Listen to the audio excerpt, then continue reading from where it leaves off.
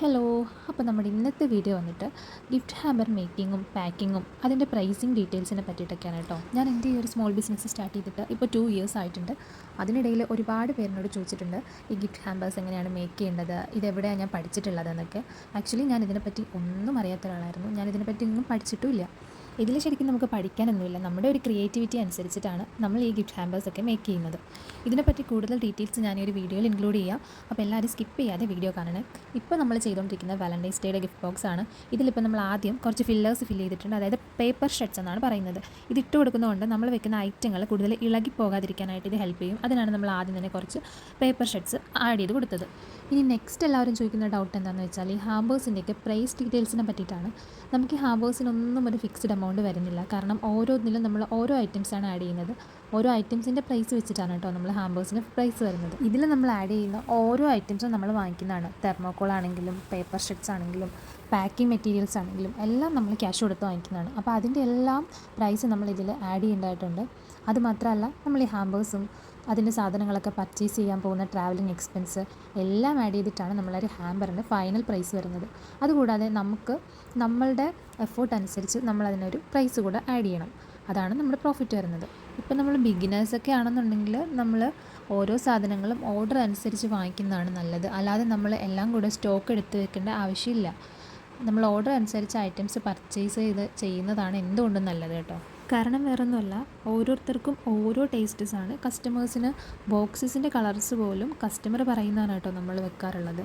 അപ്പോൾ നമ്മൾ വേറെ സ്റ്റോക്ക് എടുത്ത് വെച്ചിട്ട് കാര്യമില്ലല്ലോ. കസ്റ്റമറിന് ഇഷ്ടമുള്ളത് പറയുമ്പോൾ നമ്മൾ അതനുസരിച്ച് സ്റ്റോക്ക് എടുക്കുന്നതാണ് എന്തുകൊണ്ടും നല്ലത്.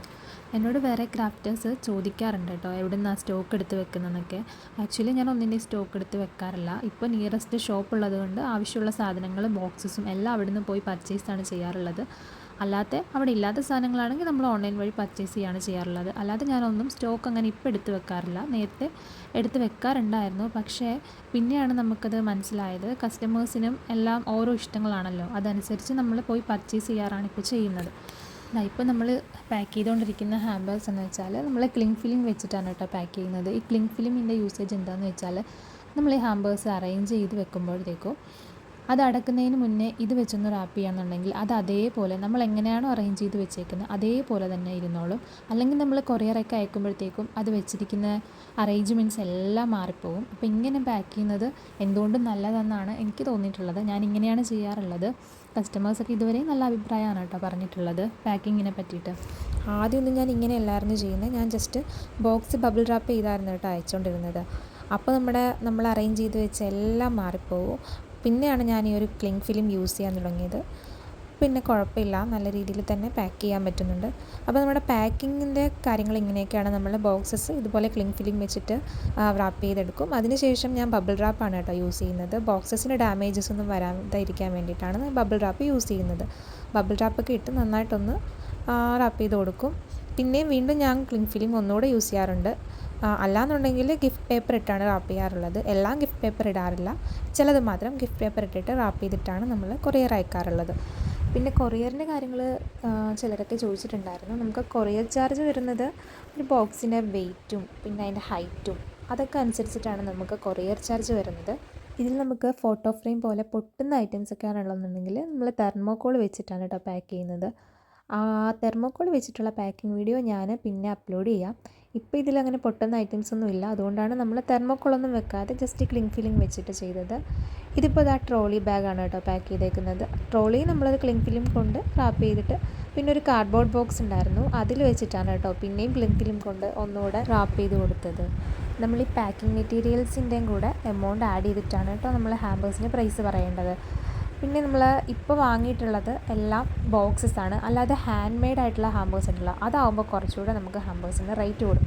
എന്ന് വെച്ചാൽ നമ്മൾ അതിലിടുന്ന എഫേർട്ട് കുറച്ചുകൂടെ കൂടുതലാണ്. നമ്മൾ ഓരോ ഹാമ്പേഴ്സും നമ്മൾ തനിയെ ഉണ്ടാക്കിയെടുക്കുന്നതാണ്. ഇതുപോലെ ബോക്സ് വാങ്ങിക്കുന്നതല്ല. നമ്മൾ ഓരോ ഐറ്റംസിൻ്റെയും മെഷർമെൻ്റ് അനുസരിച്ച് നമ്മൾ കട്ട് ചെയ്തിട്ടാണ് ഓരോ ഹാമ്പർ ബോക്സ് ഉണ്ടാക്കുന്നത്. അപ്പോൾ അതനുസരിച്ച് അതിന് വ്യത്യാസം വരും റേറ്റിന്. നമ്മൾ ഫോം ബോർഡ് വാങ്ങിയിട്ടാണ് ഹാമ്പർ ബോക്സസ് കട്ട് ചെയ്തുണ്ടാക്കുന്നത്.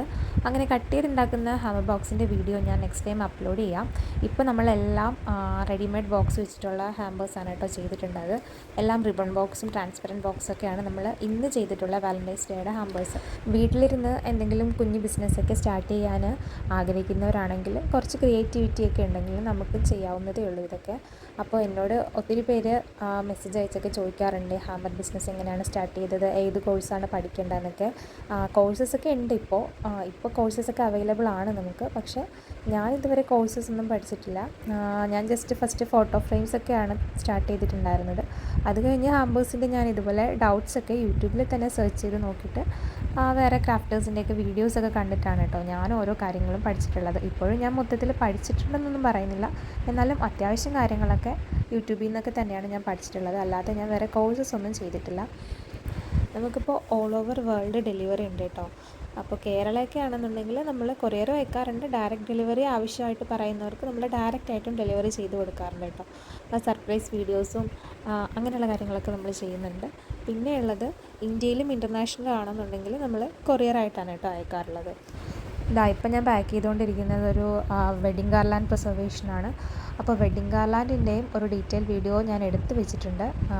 ഒരുപാട് വീഡിയോസ് ഞാൻ എടുത്ത് വെച്ചിട്ടുണ്ട് കേട്ടോ. അതൊക്കെ ഇനിയൊന്ന് എഡിറ്റ് ചെയ്ത് അപ്ലോഡ് ചെയ്യണം. അപ്പോൾ ഈ ഗാർലാൻഡ് ഫസ്റ്റ് തൊട്ട് ഉണ്ടാക്കുന്നതിൻ്റെ വീഡിയോ ഞാൻ എടുത്തു വെച്ചിട്ടുണ്ട്.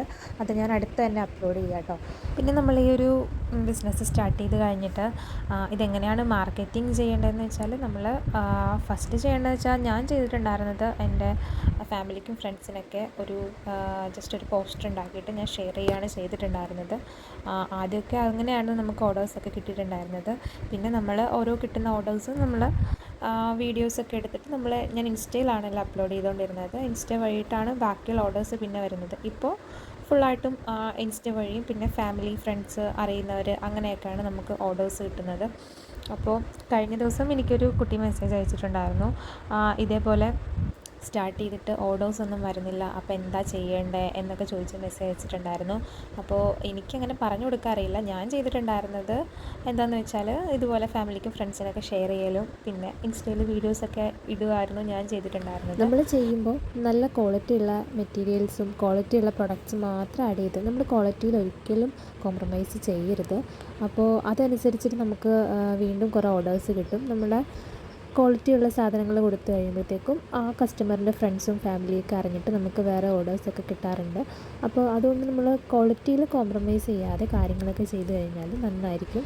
പിന്നെ ഒരു ഹാമ്പറിൻ്റെ ഭംഗി എന്ന് പറയുന്നത് അതിൻ്റെ പ്രസൻറ്റേഷനാണ്. അപ്പോൾ നമ്മൾ അതനുസരിച്ച് നല്ല ബ്യൂട്ടിഫുൾ ആയിട്ടുള്ള boxes, wooden boxes, ribbon boxes, അങ്ങനെ ഒരുപാട് ബോക്സസ് നമുക്ക് അവൈലബിൾ ആണ്. നമ്മൾ ഐറ്റംസ് അനുസരിച്ചിട്ട് നമുക്ക് അതിന് മാച്ച് ആയിട്ടുള്ള ബോക്സസ് ആഡ് ചെയ്യണം.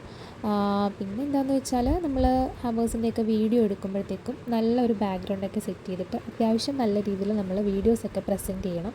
അങ്ങനെ നമുക്ക് ഇൻസ്റ്റാഗ്രാമും വാട്സപ്പൊക്കെ വഴി നമുക്ക് വീഡിയോസ് ഷെയർ ചെയ്തൊക്കെ നമുക്ക് ഓർഡേഴ്സ് കിട്ടും. പിന്നെ നമുക്ക് ഇതിൽ യൂസ് ചെയ്യുന്ന പാക്കിംഗ് മെറ്റീരിയൽസിൻ്റെ കാര്യങ്ങൾ എടുക്കുകയാണെന്നുണ്ടെങ്കിൽ ഓരോ സാധനങ്ങളും നമുക്ക് അവൈലബിൾ ആണ്. ഷോപ്പിലും അവൈലബിൾ ആണ്, ഓൺലൈനും അവൈലബിൾ ആണ്. പക്ഷേ നമ്മൾ നോക്കേണ്ടത് എന്താണെന്ന് വെച്ചാൽ എവിടെയാണ് നമുക്ക് അഫോർഡബിൾ റേറ്റിൽ കിട്ടുന്നതെന്നുള്ളതാണ്. നമ്മൾ ഈ പാക്കിംഗ് മെറ്റീരിയൽസിൻ്റെയും എല്ലാത്തിൻ്റെയും ചാർജ് ആഡ് ചെയ്തിട്ടാണല്ലോ നമ്മൾ കസ്റ്റമറിനോട് ഫുൾ ഹാമ്പറിൻ്റെയൊക്കെ റേറ്റ് പറയാം. അപ്പോൾ നമ്മൾ ഒരുപാട് റേറ്റ് കൊടുത്ത് വാങ്ങിയിട്ട് അത്രയും കോസ്റ്റ് നമ്മൾ കസ്റ്റമറിനോട് പറയാൻ പറ്റില്ലല്ലോ. അതുകൊണ്ട് നമ്മൾ എവിടെ നിന്നാണ് അഫോർഡബിളായിട്ട് കിട്ടുന്നതെന്ന് കുറേ തിരഞ്ഞിട്ട് വേണം നമ്മൾ കണ്ടുപിടിക്കാൻ വേണ്ടിയിട്ട്. അപ്പോൾ എൻ്റെ ഈ സാധനങ്ങളും പാക്കിംഗ് മെറ്റീരിയൽസൊക്കെ എവിടെ നിന്നാണ് എനിക്ക് അഫോർഡബിളായിട്ട് കിട്ടുന്നതെന്നുള്ള ഒരു ഡീറ്റെയിൽ വീഡിയോ ഞാൻ നെക്സ്റ്റ് വീഡിയോയിൽ അപ്ലോഡ് ചെയ്യാം കേട്ടോ. അപ്പോൾ വീട്ടിലിരുന്നൊരു ഇൻകം ആഗ്രഹിക്കുന്നവരാണെന്നുണ്ടെങ്കിൽ നമുക്ക് ഇതുപോലത്തെ ഒരു ബിസിനസ്സിലേക്ക് ഇറങ്ങാം. ക്ഷമയും കുറച്ച് ക്രിയേറ്റിവിറ്റിയൊക്കെ ഉണ്ടെങ്കിൽ നമുക്ക് ഇത് സക്സസ് ആയിട്ട് കൊണ്ടുപോകാൻ പറ്റും. അപ്പോൾ ഇന്നത്തെ ഈ കൊച്ചു വീഡിയോ നിങ്ങൾക്ക് ഇഷ്ടപ്പെട്ടുവെങ്കിൽ ലൈക്കും സബ്സ്ക്രൈബും ചെയ്യാൻ മറക്കരുത്. അപ്പോൾ ഇതുപോലത്തെ വീഡിയോസായിട്ട് നമുക്കിനിയും കാണാം. അപ്പോൾ ഓക്കെ, ബൈ.